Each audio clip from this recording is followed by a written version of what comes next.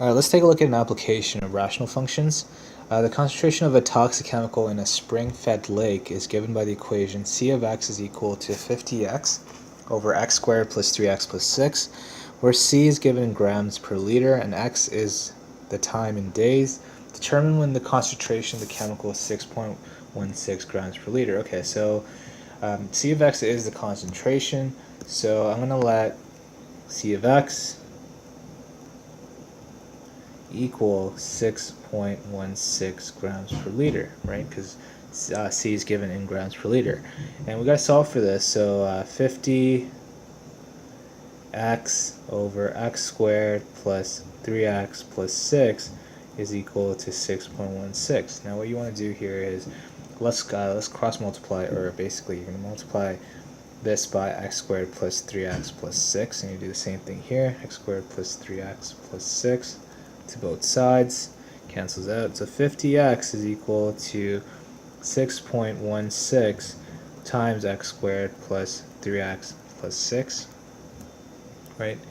And in this case, I want to expand this guy out, right? So you get 6.16 x squared plus, I'm just going to multiply that out, so 6.16 times 3, so that's 18.48x plus 6.16 times 6, which is 36.96, is equal to 50x. And now what I want to do here is I want to solve this quadratic equation, because it is an x squared, right? It's in the form of ax squared plus bx plus c, and I want to set this equal to 0 to solve it, right? So I'm going to move the 50 to the other side.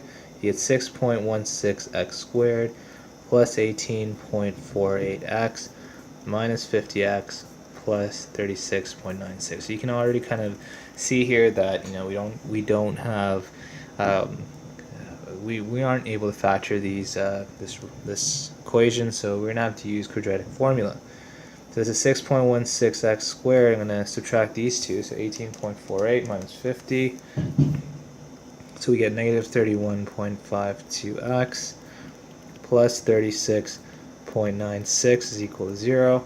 And then what I'm going to do here is I'm going to use quadratic formula. So x is equal to negative b plus minus b squared minus 4ac over 2a, right? So if I'm solving for this, negative b here is 31.52 plus minus b squared is basically 31.52 squared, so negative 31.52 squared